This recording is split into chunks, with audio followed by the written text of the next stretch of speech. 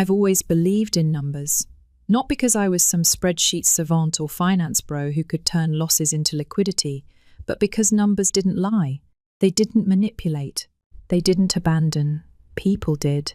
It was a cold Wednesday morning in Denver when everything unraveled, quietly, without ceremony, like a thread slipping loose from an old sweater. I remember the sun hadn't fully crept past the Rockies. My coffee sat stale on the desk. My inbox blinked with the usual chaos. But then a single notification changed everything. Alert, unusual activity detected on your savings account. At first, I shrugged.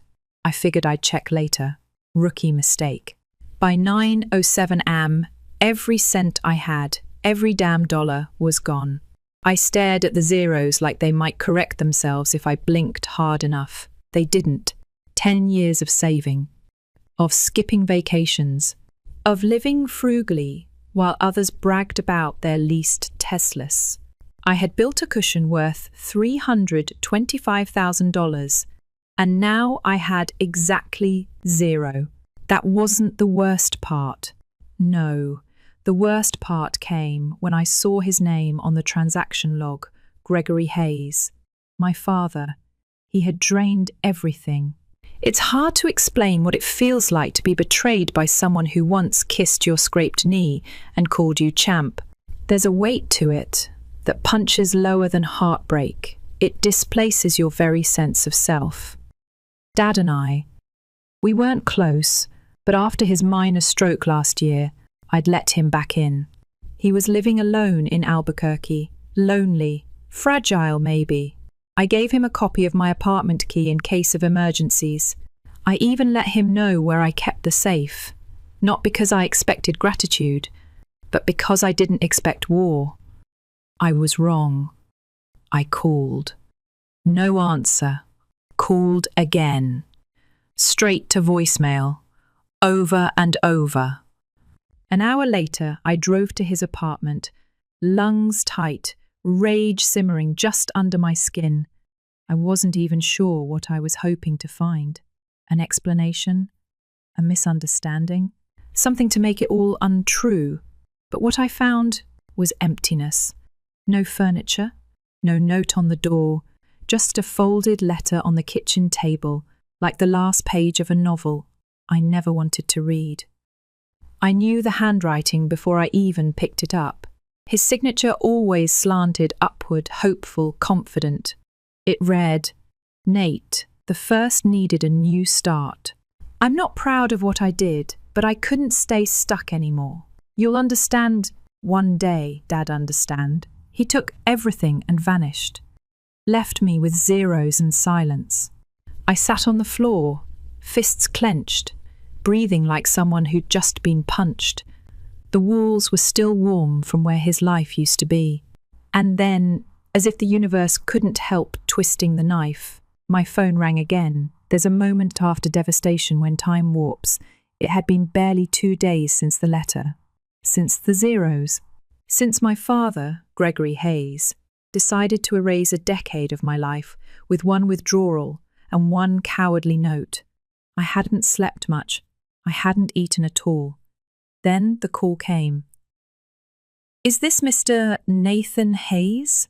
The voice was professional, polite, with that clinical detachment you usually hear in hospitals or legal offices. "This is Laura Bennett, attorney for Miss S. Eleanor Maddox, your grandmother. I'm sorry to inform you that she passed away last week in Santa Fe. It felt like getting hit twice in the chest in 2 different decades. My grandmother Eleanor wasn't just family. She was anchor and compass, the only adult who ever looked me in the eye and listened, like I was a real person, not just a burden someone regretted having. When my dad told me to forget college and learn a trade, she wired the first semester's tuition. When he ghosted my graduation, she mailed me a card with a handwritten quote from Toni Morrison. "You are your best thing. Eleanor was my best thing." And now she was gone too. Laura continued speaking, words floating over the fog in my brain. There's a reading of the will. We need you to come to Santa Fe. I know this is sudden, but she made specific instructions. I didn't remember agreeing. I just remembered the next morning, standing outside a modest but elegant law office in downtown Santa Fe, heart in my throat. Inside, everything smelled like old books and lavender.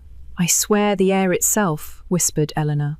Laura Bennett, mid-40s, composed, sharp eyes behind rectangular glasses, rose when I entered and shook my hand. Two-handed grip, unusual for lawyers. She cared about you deeply, Mr. Hayes. She spoke of you often. I nodded once, unsure whether to speak or break down. Laura slid a folder across the mahogany desk. Your grandmother updated her will 3 months ago. She left everything to you. I blinked. All of it, all of it. The words felt like fiction. She listed it all: a historic estate in Taos, a small hotel chain in New Mexico, real estate in Las Cruces, and an investment portfolio that made me momentarily forget how to breathe. Altogether, just north of $3.2 million. What about my father? I asked, already suspecting the answer. Laura's jaw tensed. He was explicitly excluded. Eleanor was very clear. She turned to the final page of the will and read aloud, Gregory Hayes, my son, has chosen his own path and bears the weight of that choice. I leave him nothing. My chest tightened. I didn't know whether to laugh or cry, but for the first time in days, the air around me didn't feel like it was collapsing. And then, as if Eleanor hadn't finished speaking, Laura reached into a drawer and slid out a small leather-bound journal tied with a crimson ribbon. She called this her final gift, Laura said softly.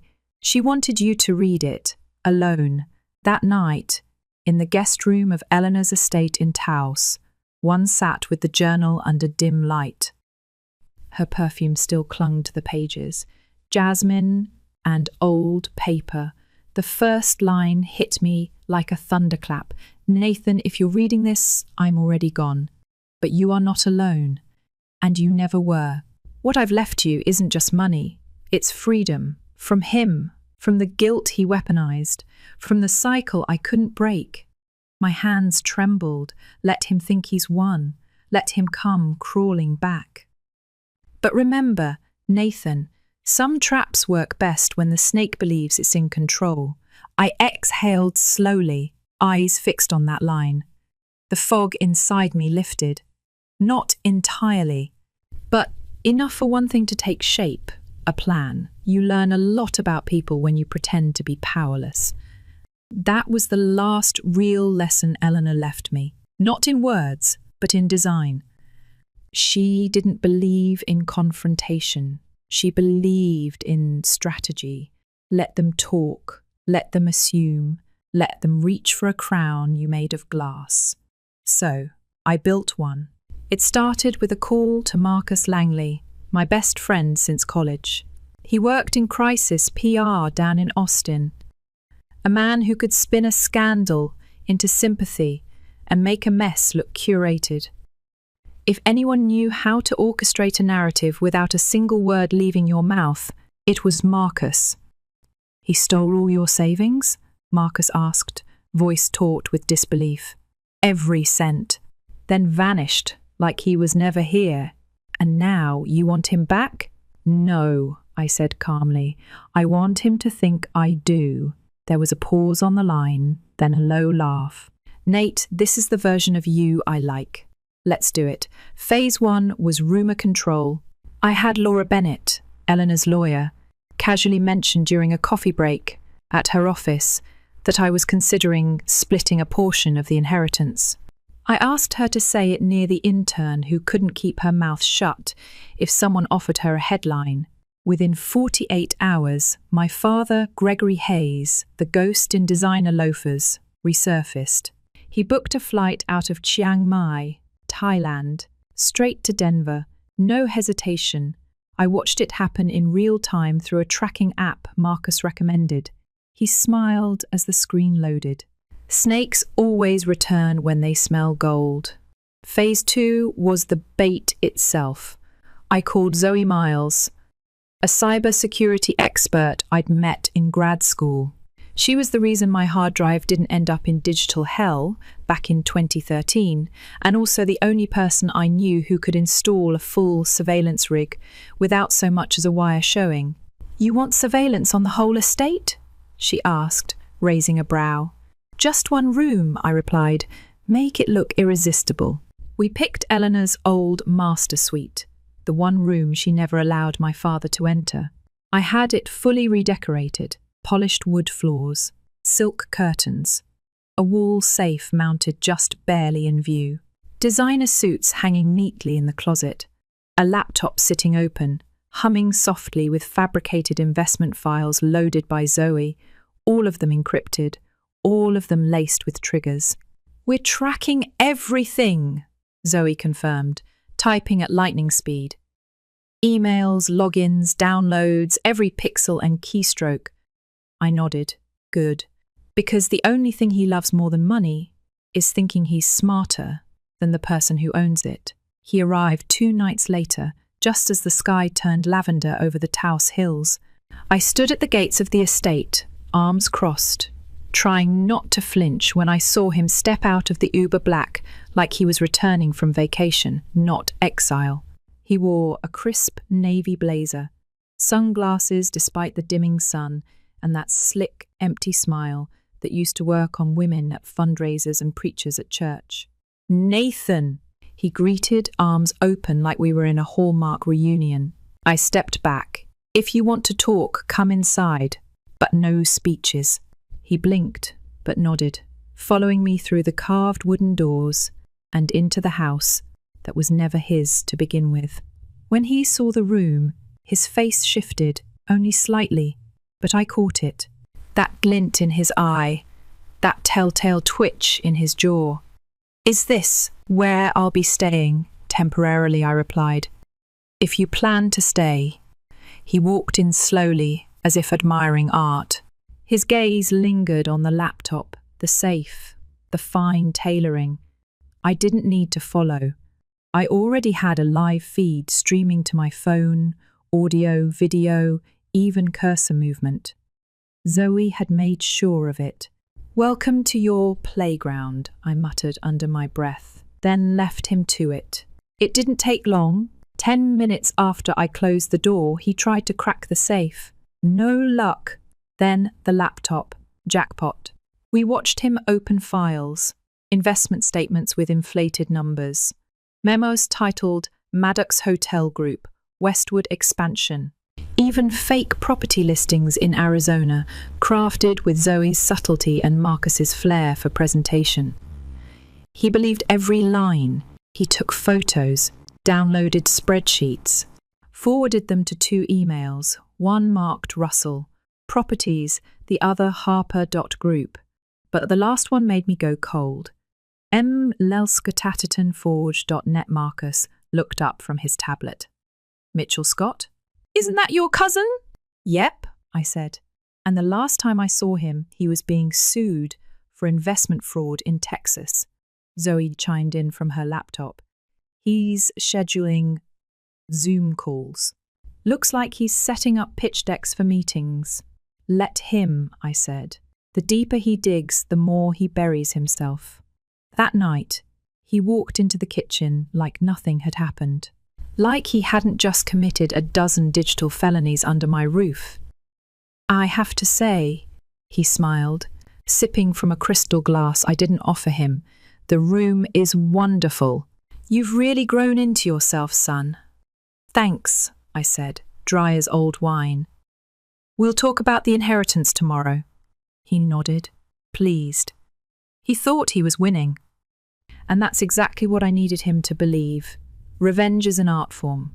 Not loud, not wild, just practice stillness until the other person steps exactly where you wanted them all along. My father had taken the bait. He didn't just nibble, he devoured it. Spreadsheets, fake asset memos, mock-ups of a hotel chain expansion I never planned to launch. I watched him print copies, rehearse his lines in front of a mirror, and spend hours building a false portfolio from Zoe's carefully designed trap folder labelled private opportunities. By the third night, he was pacing the estate like a man possessed. He had started emailing investor contacts, most of whom didn't exist, and asked to discreetly pitch Maddox expansion assets in the Western region. "He's booking a dinner meeting," Zoe told me. "Tomorrow night. Place called Azul Crest. Fancy steakhouse in downtown Santa Fe." "Perfect," I said, already dialing Marcus. Marcus handled logistics like a magician at war. He recruited 2 of his associates, one to pose as a Singapore-based fund director, the other as a boutique investor from LA. Zoe outfitted Tiffany, our embedded actress playing an investment liaison, with a button-sized camera in her blouse. Audio, video, everything streamed directly to my phone in high-def clarity. And me? I'd be 3 tables away, sipping my whiskey, watching it all unfold live. Azul Crest was exactly the place you took people when you wanted them to believe they were on the edge of something massive. Quiet jazz played under chandelier lights. The walls were lined with wine bottles, and the air smelled like ambition and oak-aged deceit. Gregory arrived in style, wine-red blazer, silk pocket square, the same gold cufflinks Eleanor once gave him before she realised the truth. He wore them now like they hadn't meant something real once. "Gentlemen," he smiled, sliding into the booth with a grace he hadn't earned. "I appreciate your discretion. My son Nathan isn't ready to take the reins, so I'm stepping in to guide this next phase quietly." Tiffany nodded, playing her part with practiced elegance. "And you have control of the transfer rights?" "Of course," he said. "The Maddox Group was practically mine before Eleanor passed. Nathan's just young." I nearly laughed into my drink. He spoke with such conviction, such unearned confidence. I didn't even need to fake anything. He was building the gallows himself. "Can we see the original documents?" one of the fake investors asked. With a smile that could have lit a chandelier, Gregory pulled out a folder, the very one Zoe and I had stuffed with forged files, stamped, watermarked, even embossed with a fake notary seal. But every single document had been altered just enough. Wrong asset codes, misstated filings, phantom partnerships. Tiffany tapped her phone once under the table, the agreed signal. It was time. I stood up from my corner table, adjusting the sleeves of my coat. As I approached, Marcus passed behind me and whispered, "This is going to be beautiful." Gregory didn't see me until I was right beside the booth. His expression dropped like the temperature in the room. "Nathan," he began. "Evening, Dad," I said calmly. "Funny seeing you scheming here." He stammered, still trying to keep composure. "I was just introducing a few early opportunities. Great," I said, pulling out my phone. "Let's all take a look." I tapped once, and the giant screen behind the bar, already synced by Zoe, lit up. First, footage of Gregory sneaking into the bait room at the estate. Then, him photographing documents. Next, his call with Mitchell Scott, talking about liquidating quickly before Nathan notices. Finally, his email to Harper Group, claiming full control of Maddox West. The table fell into stunned silence. One of the investors stood so fast he knocked over his water glass. "Is this real?" he asked, wide-eyed. "It's all real," I replied, pulling out a certified copy of the will. "I'm the sole heir." Gregory Hayes was excluded explicitly. "Everything he just presented to you is stolen fiction." Gregory's face turned the colour of chalk. His mouth opened, but no words followed. "You set me up," he finally hissed, voice ragged. "No," I said quietly. "You set yourself up the moment you saw the safe, and thought, I deserve this. The two fake investors left without a word. Tiffany gave me a soft nod and followed. I turned to my father. This, I said, tapping the folder still in front of him, is enough for criminal charges. Fraud, identity theft, attempted misrepresentation of inheritance law. You're bluffing. I'm not, I said. And if I were bluffing, you'd already be in cuffs. He stared at me, really stared, and for the first time, I didn't see rage or regret. I saw fear. So what now? He asked, voice cracking. I pulled an envelope from my coat and slid it across the table. Inside, a plane ticket to Missoula, Montana, a prepaid lease for 6 months, a job offer at a local diner, and a financial deposit of $155,000, the money he hadn't yet touched. You disappear. For good. No more cons. No more lies. You live quietly, honestly. Or, I showed him my phone. The sheriff's number was already queued. He didn't touch the envelope, just stared at it like it was a loaded gun. Why are you giving me this chance? Because I refuse to become what you are. There was a long silence between us. A cold, hollow space full of everything we never said to each other. You really think I'll take it? He asked softly. No, I said. But you'll know what you threw away. Some endings don't come with applause. They arrive quietly, like snow, like silence after an argument, like the last word you never speak, not because you're out of breath, but because you've outgrown the need. 3 weeks after the night at Azul Crest, I stood at my office window on the 12th floor, watching the sun spill over downtown Santa Fe. The Maddox estate was finally in my name. The forged documents were in safekeeping, the footage backed up on 3 encrypted drives. Gregory Hayes was gone. He'd taken the plane ticket, moved into the prepaid apartment in Missoula, Montana, took the job at a breakfast diner called Cedar and Salt. As far as I knew, no scams, no schemes. Just Greg, the older guy who wiped counters too often and brewed coffee strong enough to start an engine. I didn't feel vindicated, not exactly, but I felt still I didn't expect to see him again. And I definitely didn't expect to be the one who went looking. But one January morning, something nudged me, not guilt, not revenge, just unfinished business. Missoula was blanketed in snow, the kind that softened every sound. I stepped inside the diner without a plan.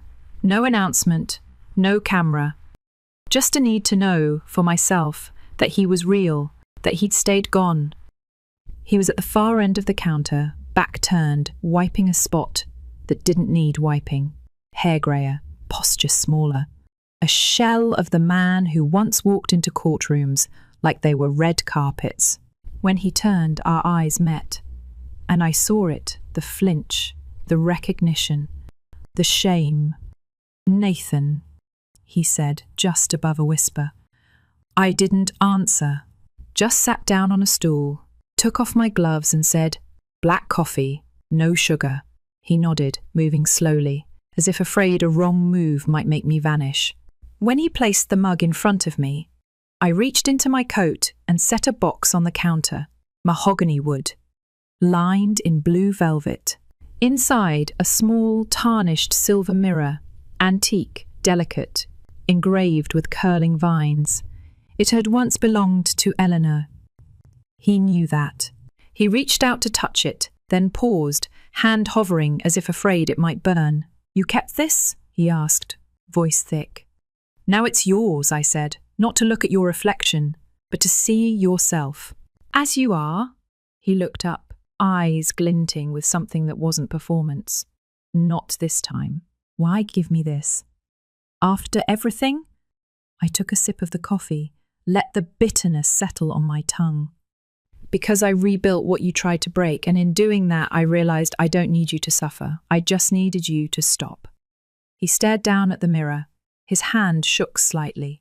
But he didn't cry, he didn't apologize. Maybe he couldn't. Maybe he still didn't know how, and I didn't need him to. I stood, sliding my gloves back on. "Will you ever come back?" he asked softly. I met his eyes. "Maybe. If you're someone who can still look in that mirror and not see the man who ran." 3 months later, the Maddox Restitution Fund was up and running. Not a flashy foundation. No big launches or ribbon cuttings. Just quiet, consistent compensation to people my father had once tricked, lied to, or financially ruined. A single mother in Phoenix got $12,000. An elderly couple in Las Cruces, $68,000.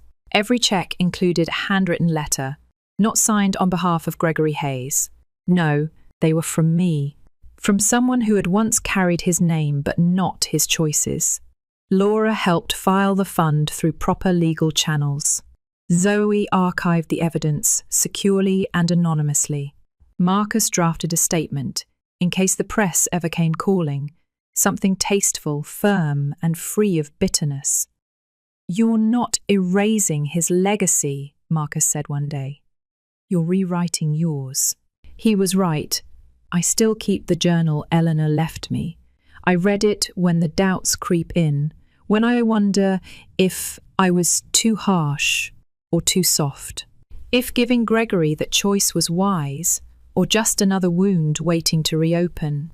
But her words always echo back, strong and clear. Sometimes the best way to end a con is to let the con man walk away empty, not from your pockets, but from your story. The last time I heard about Gregory was from a local who said he still worked mornings at Cedar and Salt, same apron, same strong coffee, never talks much except when recommending the blueberry waffles. Apparently he keeps a mirror behind the counter, old, silver, worn, but polished. Story 2. I hadn't even stepped through the doorway before the first blow landed. She's not getting anything. Dad couldn't stand her. That was my older brother, Greg. No hello, no eye contact. Just that sentence, sharp enough to leave a mark. He said it loud, deliberately, like he wanted it bouncing off the walls. I kept walking. My grip tightened around my son's hand. Caleb, 10 years old, looked up at me, uncertain. His fingers curled tighter around mine. I gave him a small smile, thin, forced, but he knew me too well. He could tell I was already unravelling. It had been almost a decade since I last saw most of the faces gathered around the long polished table. They hadn't changed much. Still cold. Still unified in their opinion that I didn't belong. The lawyer hadn't even entered yet, and the room already felt hostile. Greg sat at the head like he owned the place, grey suit, perfect posture, that smug confidence he always carried like armour. Next to him, our cousin Marla rolled her eyes the second I looked her way. My Uncle Stuart didn't even try to hide his chuckle. Even now, even here at a reading of our father's will, I was an outsider. I guided Caleb to a seat at the far end of the table, away from them. The chair creaked under me. Caleb's feet didn't touch the floor, but he sat still, trying to make himself small. His eyes flicked around the room. He didn't say a word. Greg's voice came again, calm but cutting. "You know this is just a formality, right? Dad made it clear you were dead to him." I didn't respond. Not because I agreed, but because I had nothing left to say. That phrase, dead to him, had become a family tagline over the years. Easier for them to justify cutting me out than admit they didn't care why I left in the first place. I left because staying would have destroyed me. But they never wanted to know the details. They liked the version where I was dramatic, irresponsible, weak. Meanwhile, Greg stayed, looked after Dad, and soaked up every bit of praise like it was sunlight. He made himself the family's golden boy. By comparison, I became the cautionary tale. Still, something made me show up that day. The invitation had arrived 3 days after the funeral. No note, just a time, date and address, written in Mr. Langford's clean script, Dad's attorney since forever. For a moment, I almost threw it away, thought it might have been a mistake, or worse, a final cruel joke. But Caleb had looked up at me that morning with those calm, perceptive eyes of his and said, "Maybe there's something you need to hear, Mum." So we came. I wore the black dress I hadn't touched since my mother's funeral. Caleb picked out his shirt and combed his own hair. He held my hand the whole ride over. Now, sitting there, I regretted it. Not for myself, but for bringing him. I didn't want him seeing the people who once pretended I didn't exist. I looked down the table at Greg again. He was smirking. Uncle Stuart leaned back with his arms crossed, radiating judgment. The rest of the room, the cousins, old friends, and neighbours, who'd long since picked their side, mostly avoided my gaze. Then the door creaked open and everything stilled. Mr. Langford entered, carrying a thick folder. His hair was greyer than I remembered, his eyes heavy but alert. He gave no indication of what was inside the file, just a nod. Then he took his seat at the far end of the table. The room went silent. Even the smug smiles faded. "This is the official reading of Marcus Delaney's final will and testament," he began. I braced for the blow. I knew my name wasn't going to come up, not in any way that mattered. I sat back and whispered to myself, "Just get through it." He started reading. To Greg, the house, the land, the family business. Greg's jaw didn't even twitch like he'd known all along. To Uncle Stuart, the lake house and the boat. Stuart nodded once, satisfied. To Marla, a portion of the art collection. She barely hid her grin. I stared at the grain of the table, trying not to let the sting show. But then, there it was. And, as previously stated, Mr. Langford read, "My daughter, Elise, will receive no part of this estate." My stomach clenched. I heard someone scoff. "Probably Marla," Greg muttered. "Knew it." I bit down hard on the inside of my cheek. Caleb reached under the table and took my hand again. But before the silence could settle, Caleb sat up straighter. And then he spoke. "You forgot the video," he said. His voice was clear, steady, soft but firm enough to cut through the air. Every head turned. "What video?" Greg asked, already defensive. I looked down at Caleb. "What are you talking about?" I whispered. He reached into his small backpack and pulled out a white envelope. It was sealed. My name on the front. But below that, in unmistakable block letters, "For the lawyer, only if necessary." It was Dad's handwriting. Mr. Langford frowned, then extended his hand. Caleb gave it to him calmly, like this moment had been rehearsed. He opened the envelope carefully. Inside was a flash drive and a handwritten note. He read it, silently, then looked up at the room, eyes flicking to Greg, to Stuart, to me. "There's a video," he confirmed, "recorded before the final version of the will. Mr. Delaney requested it be played if the situation was contentious." Greg stood up. "This is a joke." Mr. Langford shook his head. "It's authenticated, dated, et signed. This is real." He plugged the USB into his laptop. The screen lit up. A single word, "play." No one breathed. Mr. Langford pressed the spacebar, and for a split second, the screen just flickered black. Then it lit up, and there he was. My dad, Marcus Delaney, sitting at his desk. A little older than I remembered, thinner around the face. That navy sweater he wore. I gave it to him one birthday years ago. He never said a word about it. Thought he donated it. But there it was, right on him. His hands were folded in front of him. His eyes, a little sunken, stared straight at the camera. No music, no dramatic lighting. Just him, alone in that study I hadn't stepped foot in since before everything fell apart. Then he said it. "Hi, Elise. My heart stopped. No one else in the room moved. Not Greg, not Marla, not Stuart. Just silence.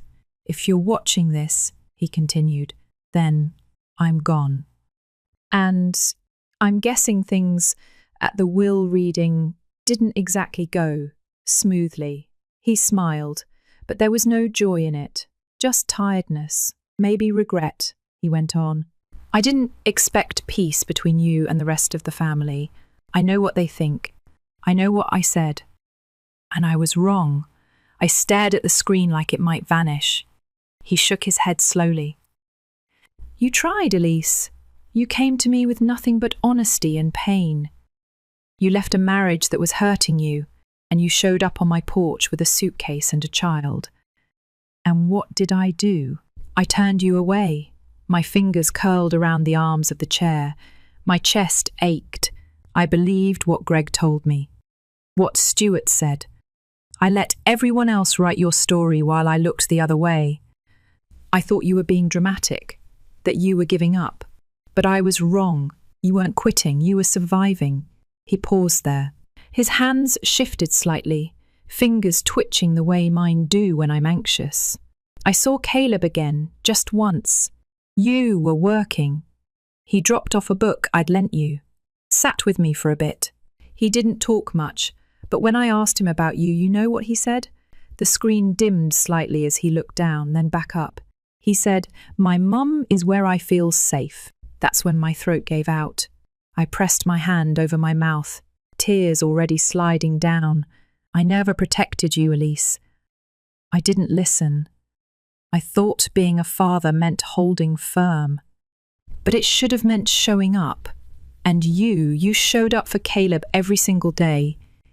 Even when no one showed up for you. Someone in the room shifted. A chair creaked. I didn't care who it was. I don't have much time, he said. By the time you see this, I'll be gone. But I didn't want my last act to be silence. He cleared his throat and leaned forward slightly. His voice didn't shake, but it was softer now. So I changed the will. Gasps. I felt them more than I heard them. I've left the house to you and Caleb. Everything else, my retirement savings, what's left in the trust, and a fund for Caleb's college, it's all yours. You built a life without asking anyone for a damn thing. Now you don't have to struggle anymore. He let that settle. And if the others are angry, let them be angry. They had their chances. They chose judgment. You chose love. Greg finally moved. His hand slammed the table lightly. This is ridiculous, he muttered. Mr. Langford didn't look up. On screen, my father kept speaking. I never said this out loud when I had the chance, and I'm sorry for that. But, Elise, he paused, breathed in. I am proud of you. Always was. I just didn't know how to show it. You didn't fail this family. We failed you. And then he looked down at something off camera and said, quieter this time, tell Caleb, thank you for keeping this safe, for giving me a second chance, even if it came too late. The screen went black. No fade out, no music, just silence, heavy, final, real. I didn't move. My heart was hammering in my chest, but my body wouldn't catch up. That voice I thought I'd never hear again, had said the words I'd been aching for since the day I walked away. No one else in the room said a word. Greg looked like he'd swallowed gravel. Marla's smugness had drained out of her. Stuart? Pale and rigid. But me? I just sat there, hand over my mouth, crying quietly, not out of pain this time, but relief. Finally, someone had told the truth. And the truth had a face, a name, a voice, my dad's. Mr. Langford cleared his throat gently. As per Mr. Delaney's revised will, the estate's primary residence, financial accounts, and educational trust for Caleb will transfer to Elise and her son. He paused, looked at the others. This change is legally binding. Greg stood up so fast his chair screeched. He was manipulated. He was dying. He didn't know what he was saying. Langford didn't flinch. The video is time-stamped, notarized, and confirmed with handwriting authentication. He knew exactly what he wanted. Greg cursed under his breath. Unbelievable. Stuart opened his mouth, then closed it. For once, the man had no script. Marla looked down at her nails. Whatever. Let her have it. That was their retreat. One by one they stood, quiet, red-faced. Greg muttering. Stuart avoiding eye contact. Marla clutching her purse like she expected me to steal it. They left the room. Not a single word to me. Not even a glance. It didn't matter. I turned to Caleb. He looked calm, peaceful, like he'd just done what he came to do. I leaned in close, kissed his temple and whispered, "You knew." He nodded. Grandpa told me it was important. He said, "If they try to erase her again, this will stop them." I closed my eyes, tears slipping out without resistance. That man, my father, had done almost everything wrong. But at the end, he tried to make one thing right. And somehow, he'd trusted my son to carry that truth. There was nothing left to say. Mr. Langford quietly packed up his files. He paused at the door. "Elise," he said gently, "your father left instructions for some additional paperwork. We'll go over it soon when you're ready." I nodded. "Thank you." He gave a small nod and left us alone. For the first time in years, I didn't feel like I was trespassing in my own story. I looked around the room. Same dusty books, same old wood panelling, same heavy air, but everything had changed. Because this time, I wasn't invisible. The room was quiet now, not the cold, suffocating kind of quiet that follows judgment. This was different. It felt clean. Like something heavy had been lifted and finally the air could breathe again. Caleb was still holding my hand. I don't think he even realized it. His thumb kept moving, brushing mine, slow, steady, like he was grounding us both. I didn't want to rush out. Not yet. We stayed sitting there for a while, me and him.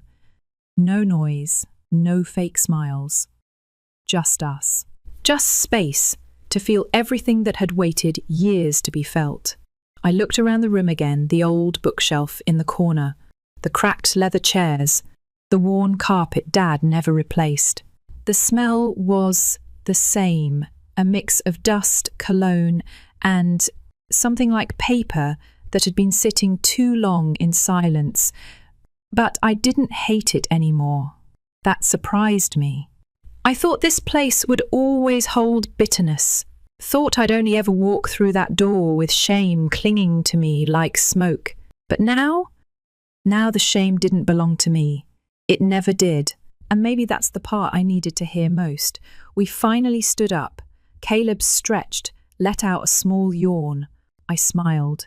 He looked so calm, like he hadn't just shifted the ground beneath our feet. "Are you okay?" I asked him. He nodded, then looked up at me. "Are you okay?" That one hit different. I took a breath and said, "Honestly, I think I will be." He grinned just a little and reached for his backpack again.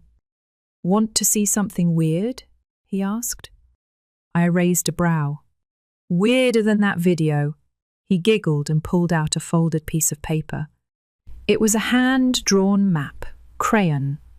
A child's version of the house layout bedrooms, the kitchen, backyard, labelled with a smiley face. He'd drawn it months ago, apparently. Said he made it after visiting Grandpa that day. "I was trying to remember where everything was," he said, "in case we ever came back." I blinked. "You knew?" He shrugged. "I didn't know, but I hoped." Something about that cracked me open. He didn't hope for the money or the house. He hoped I'd be seen again. He hoped for me. We walked out of that room together, past the echo of Greg's slammed chair, past the ghosts of old arguments, and colder silences. Out into the hallway, where the sunlight hit different now. Not harsh, just honest. Outside, the air was crisp. April in the valley always carried that mix of warmth and chill, like the sky couldn't decide between spring and memory. We stood on the porch for a moment. I looked at the front of the house, the paint fading, the porch steps still creaky, and felt something strange stir in my chest.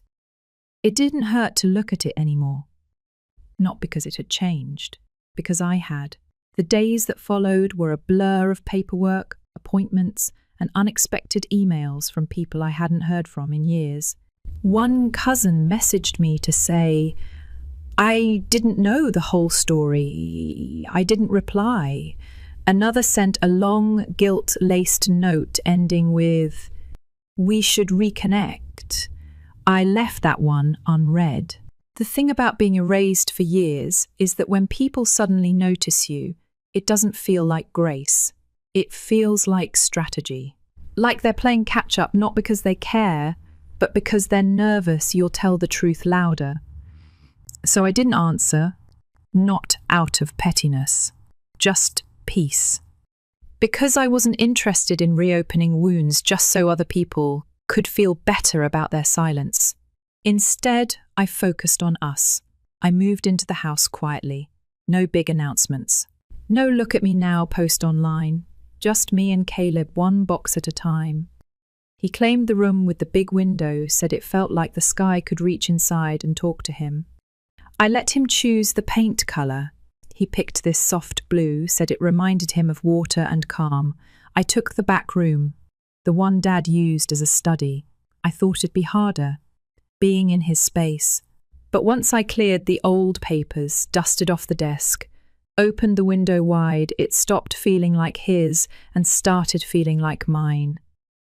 I put a photo of me and Caleb on the shelf. Just the two of us at the lake last summer, hair wild from the wind, both of us laughing into the sun. No posing, no filters, just real. That photo said more about my life than any inheritance ever could. Some days I still hear his voice, not the voice that shut me out, but the one on that video, the one that finally saw me. I'm proud of you. It doesn't erase everything. It doesn't fix the nights I cried alone or the years I felt like a ghost in my own family. But it gave me something I didn't know I still needed. A release, not forgiveness, freedom. A few weeks after we moved in, I took Caleb out back to the garden. We found an old metal box under the maple tree. Inside were faded photos, a pocket knife, a letter to no one, and a bundle of postcards tied with a ribbon. It was the kind of thing you bury when you want to remember later. Caleb looked at me and asked, "Should we put something new in there?" I thought about it, then nodded. "Yeah, but not yet. Let's live a little first," he smiled. "Okay." We sat on the back steps that evening, watching the sun tuck itself behind the hills. The air smelled like earth and something soft I couldn't name. Caleb leaned his head on my shoulder. "Do you miss him?" he asked. I didn't answer right away. "I miss what could have been," I said finally. "But I'm thankful for what was." At the end, he nodded like he understood, and I think he did. Because children, they don't need long explanations. They feel the truth long before we say it. So no, I didn't walk away from that room destroyed. I walked out with my son, my name reclaimed, and the quiet knowledge that sometimes, even after years of silence, the truth finds its way to the surface. Not loud, not dramatic, just true. And in this world, sometimes that's the loudest thing of all. Story 3. They say family events are about joy, celebration, and unity. But sometimes they're just arenas where old wounds get poked with silver-plated forks. It was my younger brother Ryan's engagement party. A lavish affair in a high-end hotel ballroom with crystal chandeliers, over-the-top floral installations, and a heart-shaped led sign behind the stage that screamed Instagrammable romance. Everywhere I looked, people were glowing, grinning, posing, sipping cocktails like they were extras in a luxury drama. Everyone except me. I was trying to stay low-key in a navy dress with sleeves that felt tighter by the minute. Not tight in size, tight in presence. I wasn't dressed to dazzle, I was dressed to disappear. Beside me, my 7-year-old daughter, Lila, was absolutely buzzing, tugging at my arm every 2 seconds, pointing at balloon arches, fairy lights, and a cake so tall it needed structural support. I squeezed her hand and smiled, trying to mirror her excitement. But inside, it felt like someone had tied my stomach in a sailor's knot. Then there was Ryan, the golden boy, standing on stage with Tara, his fiancée, looking every bit the polished prince. He wore an ivory embroidered sherwani like he'd been born for this spotlight. Tara? Immaculate. She had the kind of presence that could make a room go quiet without saying a word. But when her gaze swept across the crowd and landed on me, her expression shifted, just slightly. Like she'd stepped in something unpleasant. That should have been the first red flag, but I didn't flinch. Years of being treated like background noise had taught me how to keep my face still. What I didn't expect was what came next. My mother approached, heels tapping with intention, not a trace of warmth in her walk, and trust me, there never was for me. She leaned in, lowering her voice like she was about to share a secret. "Nadia," she said, almost sweetly, "don't go near the stage, please. Tara doesn't want any bad luck near her today." I blinked. Bad luck? She didn't flinch, just nodded, like it was a fact. "She's right, you know. Your timing's always been unfortunate. Let's not ruin this day." I stood there, stunned. No words, no breath. Just the echo of that word, unfortunate. All around us, people kept laughing, clinking glasses, taking selfies. But for me, the room tilted. My throat tightened, my cheeks burned. Not with embarrassment, but with that all too familiar sting of being dismissed. Again, Rayan? He saw me. I know he did. Our eyes met for half a second, and then he looked away like I was just another face in the crowd. I didn't argue, didn't beg, just nodded, barely, then took Lila's hand a little tighter. "Why can't we go near the stage, Mama?" she asked, her tiny brows furrowed. I crouched down, steadying my voice. Sometimes, people don't understand what's special. She didn't get it. Not yet. But her eyes lingered on me like she was connecting dots I didn't even know she had. And maybe that's when I should have known. My daughter was not going to let this slide. I wasn't always the family pariah. Once I was just Nadia, bookish, bright-eyed, filled with dreams I scribbled in notebooks. But life decided to show up early with a steel bat. I was 8 when my father died. Head-on collision on a rainy evening. I remember my mother's scream echoing down the hallway. I remember holding Rayan, who was just 4, as neighbours whispered behind curtains. One of them muttered, "He spoiled her too much." Maybe this was karma. My mother didn't correct her.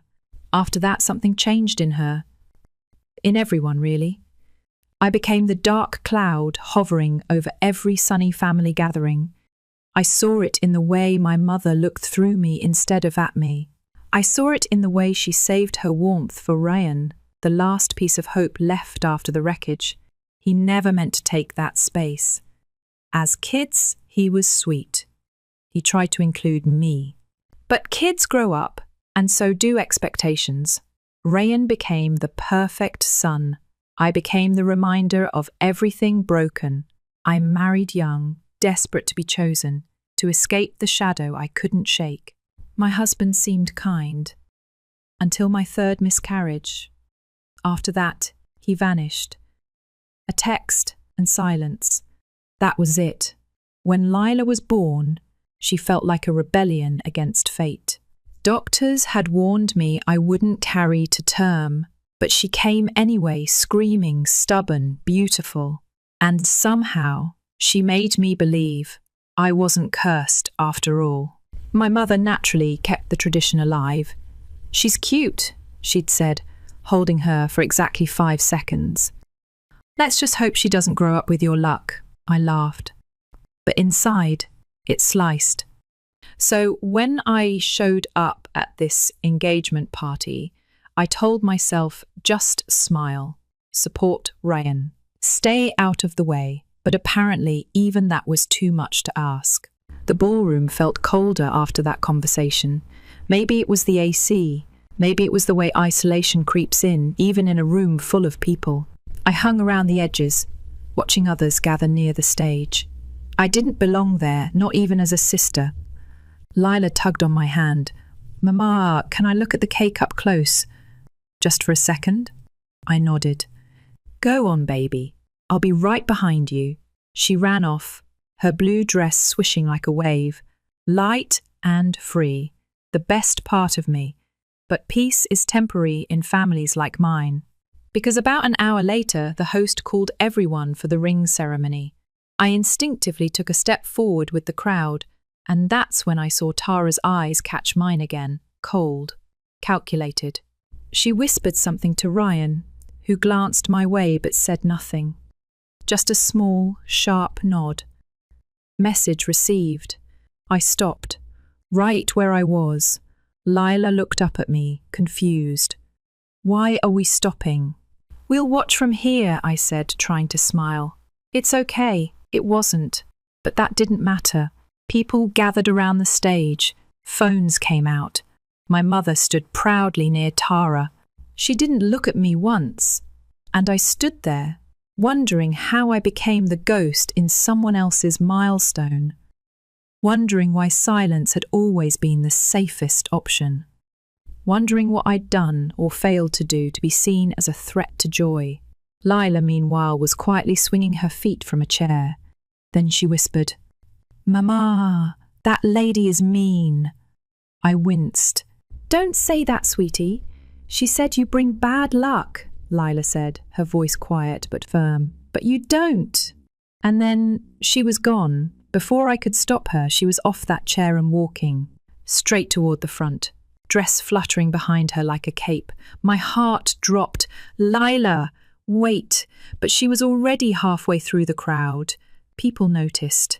Heads turned. A few smiles. A few whispers. She didn't flinch. And then, God help me, she climbed the stage. Lila stood there on that stage, barely taller than the table beside her, surrounded by adults who hadn't noticed her until now. Her tiny hands gripped the microphone like it was a walkie-talkie on a mission. I felt my heart rise into my throat. I wanted to run up there and stop her, scoop her back into the safety of my arms.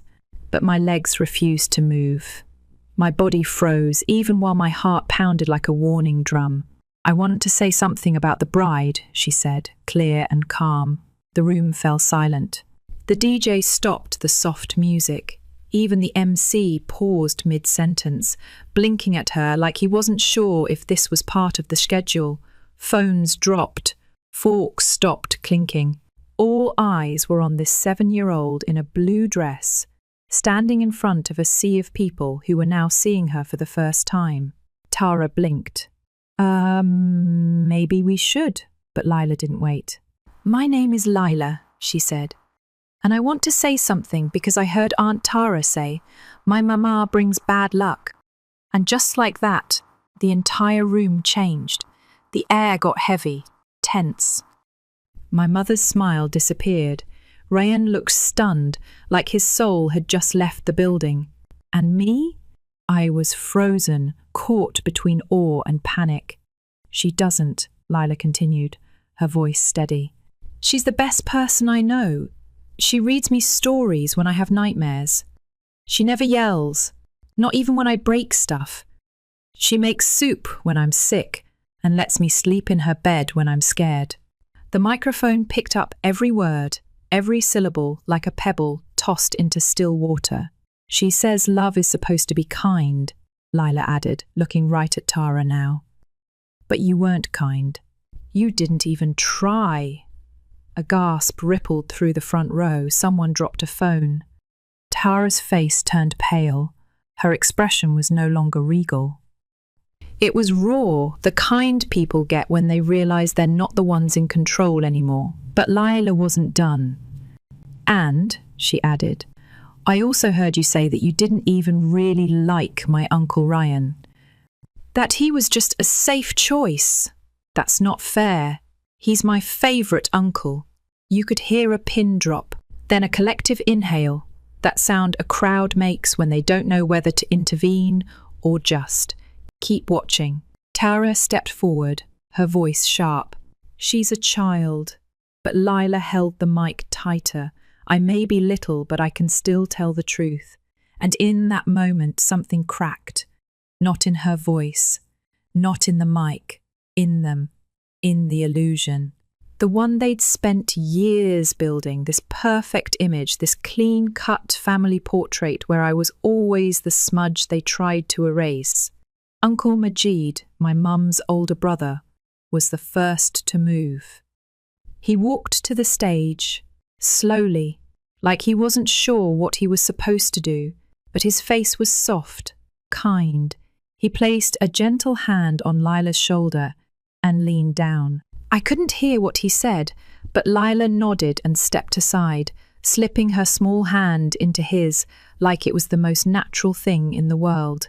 He turned to Tara, voice quiet but clear. Maybe the girl just said what some of us were too polite to. Then he looked around. Maybe it's time we stop acting like kindness is optional. Tara's face tightened. This is ridiculous. She's just a child, but the room wasn't with her anymore. You could feel the shift, because this wasn't about a child airing gossip.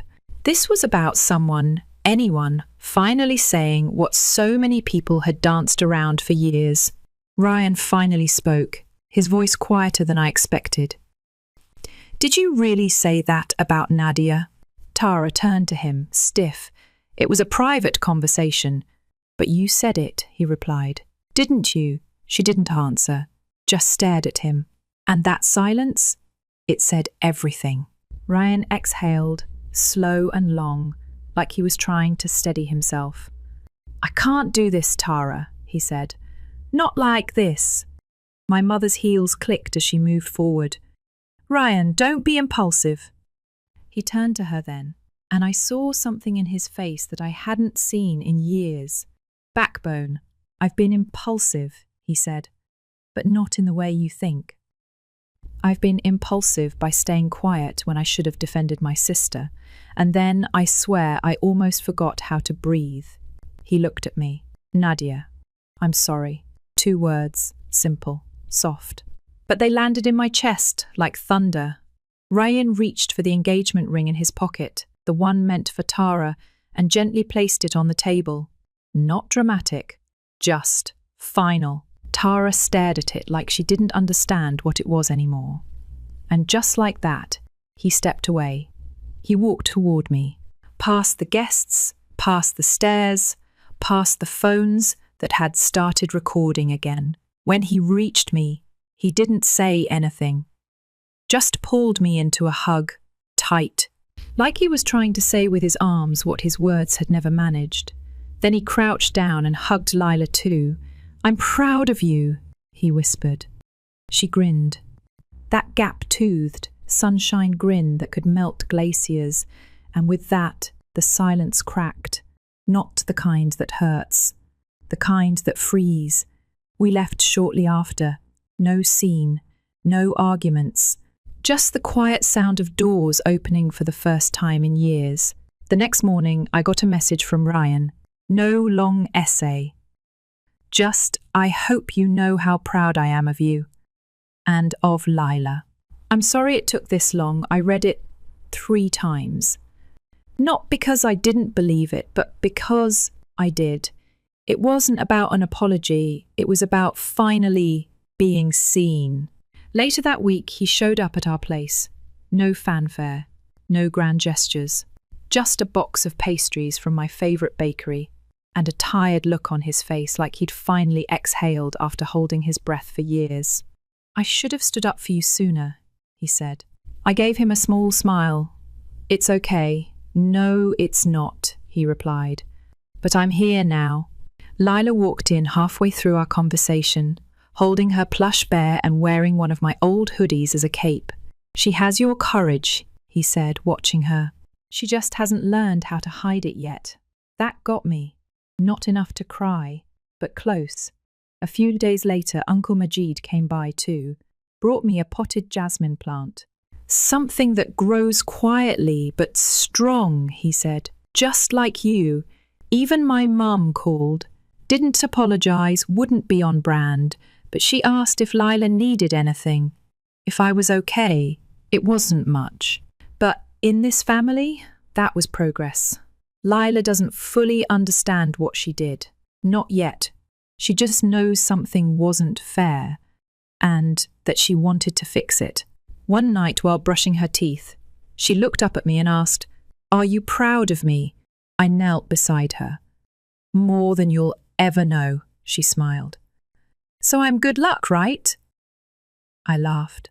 The real kind. The kind that starts in your chest and bubbles out until your eyes crinkle. 'You,' I said, pulling her into a hug, 'are the luckiest thing that ever happened to me.' And I meant it. Because for the first time in years, I wasn't apologising for who I was. I wasn't shrinking to fit someone else's comfort zone. I was just me. You'd think after something like that, after your 7-year-old basically exposes a whole engagement, like a small, fearless storm, things would go quiet. But no, families like mine don't just sit in silence. They simmer, then pretend nothing happened, then simmer again. The whispers started right after we left. She planned it, right? She taught her kid to say all that. Such drama. Always been like that. I didn't care, not this time, because for once I hadn't raised my voice. I hadn't fought or begged. I didn't throw a scene or cry in a corner. My daughter stood up, and I stood beside her. That was enough. And I didn't feel small anymore. The week after the engagement that never was quiet in all the best ways. No texts from my mum asking why I embarrassed the family. No forced invites, no cold smiles. Just peace. One morning, I was sitting on the balcony with Lila, watching her draw a castle on the back of a cereal box. She looked up and said, like it was the most casual thing, "Do you think Aunt Tara is still mad?" I paused. Maybe. She nodded like that made sense. Well, maybe she shouldn't have been mean. Fair enough, kid. Ryan came by again a few days later. Alone. No ring, no Tara, no awkward explanations. Just him. We sat on the floor with tea and leftover cinnamon rolls, and for the first time in a long time, we didn't talk around things. We just talked. "I didn't realise how quiet you got," he said. "Until I heard Lila speak." I smiled, a little sad. "That's the thing about being told you're bad luck. You start believing that silence is safer than truth." He shook his head. "It's not. And then, quietly, you raised me, you know. After Dad, it wasn't fair, but you did it anyway." I didn't answer, just looked out the window. Some things don't need a reply. Some truths just hang in the air like smoke, finally seen. The family didn't explode after what happened. They cracked. The image, the perfect mould they'd shoved us all into. It had fractures now. And you can't unsee those. Aunt Salma messaged me randomly one night. "I never knew it was that bad for you. I'm sorry." Cousin Rayan, who used to laugh with the others behind cupped hands, sent a voice note that just said, "Your kid's a legend, for real." Uncle Majid kept checking in. Brought over some jasmine tea and a book for Lila about strong women in history. Seems like she belongs in here, Even my mum, in her own strange way, softened. She didn't call much, but one afternoon she sent over a package, a small scarf she used to wear in the winter. I hadn't seen it since I was a kid. No note, no explanation, but she didn't need to say it. In our family, we speak more in silence than in sentences. Lila and I started taking walks after dinner, just the two of us. The city would quiet down, and we'd walk past the same shops, same lights, same cracked sidewalks. But it all felt different now. One night she looked up at me and said, "Mama, do you think I was too loud that day?" I stopped walking, knelt beside her. "No," I said. "You were just loud enough." She grinned, that proud kind of grin that only kids can pull off, where they don't fully understand the weight of what they did, but they know it mattered. "You think I'll get in trouble again one day?" I laughed. "Probably. But you'll know when it's worth it, because that's what I learned too. Not every fight is worth picking, but some silences are worth breaking. When you grow up being told you bring misfortune, that your presence is something people need to manage, you start to fold in on yourself. You make yourself smaller, quieter. You learn to read a room faster than you read a book. You anticipate people's discomfort and step out of the way before they even have to ask. But the thing is, people don't get to decide your worth just because they're uncomfortable with your pain. And your voice, it's not a curse. It's the cure. Lila reminded me of that. I didn't get some big public apology. Tara didn't text. My mum didn't cry and beg me to forgive her. Rayan didn't suddenly become perfect. But I got peace. I got space. I got the freedom to stop pretending I was okay with being erased. And more than anything, I got to watch my daughter grow up, knowing that her voice matters, even in rooms where people want her quiet. Especially in those rooms. Weeks later, I found myself back at the same hotel for a charity dinner. This time, I wasn't on the edge of the room. I wore a red dress, nothing too loud, but not invisible either. A woman at our table, someone I vaguely recognized from the engagement, leaned over and whispered, "Was that your daughter? The one who, you know?" I nodded. "She's got guts," she said. "You must be proud." I looked across the room at Lila, spinning in circles near the dessert table, giggling with a chocolate stain on her chin. "I am," I said. "More than you know." People talk about breaking generational cycles like it's a moment, like a line in the sand, one big choice. But it's not. It's 100 small ones. It's biting your tongue one day and speaking up the next. It's hugging your child after a meltdown instead of yelling back. It's telling the truth, even when it makes the room go quiet. It's walking away from people who don't clap when you heal. And sometimes it's letting a 7-year-old speak when the whole world wants her to sit still. I was never the curse. I was the change. And that's the real blessing. Because now, when Lila asks me if she's good luck, I don't hesitate. I look her straight in the eye and say, "You are the luck I waited my whole life for." And I mean every word.